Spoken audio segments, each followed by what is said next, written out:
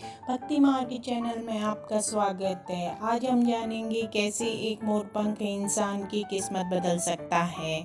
अगर आप इसी तरह की नई नई जानकारियों में बने रहना चाहते हैं तो चैनल को सब्सक्राइब जरूर कीजिएगा। व्यक्ति का जीवन अच्छे और बुरे दौर से गुजरता रहता है। कभी कभी व्यक्ति बहुत निराश हो जाता है। उनको लगता है जीवन के लफेड़े वो नहीं सह पाएंगे। कई बार लोग बहुत ही निराश हो जाते हैं, लेकिन उनको ऐसी छोटी छोटी मुश्किलों से हारना नहीं चाहिए। कई बार छोटी छोटी चीज़ें हमारी नज़रों के सामने होती हैं जो हमको हमारी समस्याओं से निजात दिला सकती हैं, लेकिन हमको उनके उपायों का ज्ञान नहीं होता है। घर में पैसे की आवक बढ़ाने के लिए बहुत से उपाय किए जाते हैं। उनमें से एक उपाय के बारे में है हम आपको आज बताएंगे। मोरपंख का उपाय जो बहुत ही चमत्कारी माना जाता है। सबसे पहले आप ये समझ लीजिए मोरपंख होता क्या है। यह एक बहुत ही शक्तिशाली चमत्कारिक यंत्र होता है और तांत्रिक पूजा में इसका बहुत बहुत महत्व होता है। और प्राचीन युग से ही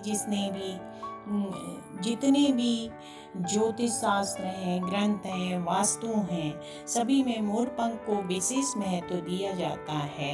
हिंदू मान्यताओं के अनुसार घर में मोरपंख का प्रयोग करने से अमंगल टल जाता है। विशेष रूप से कहा जाता है कि मोरपंख से दुरात्माएं पास नहीं आती हैं। मोरपंख को श्री कृष्ण भगवान ने अपने माथे में मुकुट का स्थान दिया। वास्तु के अनुसार मोरपंख घर से अनेक प्रकार के वास्तु दोष दूर करता है और सकारात्मक ऊर्जा को अपनी तरफ खींचता है। ऋषि महर्षि ने मोरपंख की कलम से ही बड़े बड़े ग्रंथ लिखे। मोरपंख की उपयोगिता का बखान करना जितना करो वो कम ही है। आयुर्वेद में भी मोरपंख का बहुत महत्व है। शास्त्रों के अनुसार संध्या नाम का एक असुर था जिसने स्वर्ग पर अपने आधिपत्य कर लिया था, सभी देवी देवताओं को बंदी बना लिया था। तभी भगवान ने असुर को मारने की एक योजना बनाई। योजना के अनुसार सभी देवी देवता और सभी नवग्रह एक मोर पर एकत्रित हो गए, जिससे मोर बहुत शक्तिशाली हो गया। उसने संध्या नामक उस असुर का वध कर दिया। तब से मोर और भी अधिक पवित्र और पूजनीय माना जाने लगा। श्री कृष्ण भगवान को बिना मोर मुकुट के अधूरा माना जाता है। उनको मोर मुकुट बंसी वाला कहा जाता है।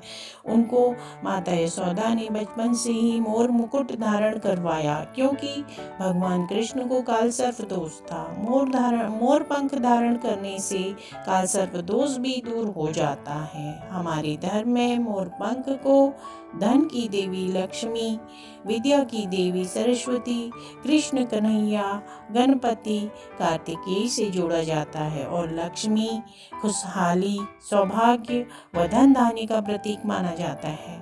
मोर के पंखों का प्रयोग लक्ष्मी आगमन के लिए किया जाता है। अगर घर में मोर पंख को बांसुरी के साथ रख दो तो घर के रिश्तों में प्रेम का रस घुल जाता है। हमारा घर एक मंदिर होता है। उसमें रहने वाले लोग अगर आपस में लड़ने झगड़ने लगे तो ये मंदिर अपवित्र सा लगने लगता है।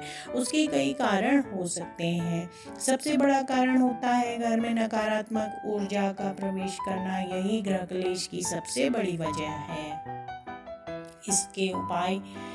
इसका उपाय यह है कि घर में पूजा के बाद मोरपंख के बंच को घर के सारे कमरों में जोर जोर से हवा में लहराएं। ये क्रिया घर में रोज ही करें। इससे घर की नकारात्मकता दूर होगी। आज हम आपको ये भी बताएंगे कि घर में वो कौन सी 3 जगह पर मोर पंख को रखना चाहिए जिससे आपके घर में लक्ष्मी की आवक बढ़े और स्थिर रहे। आप किसी भी शुभ दिन मोर के पंख को घर के उस स्थान पर रखें जहाँ पर सबकी दृष्टि उस पर पड़े। दूसरा, आप मोर पंख को अपनी तिजोरी में रखिए जिससे हमेशा घर में लक्ष्मी आगमन बना रहेगा।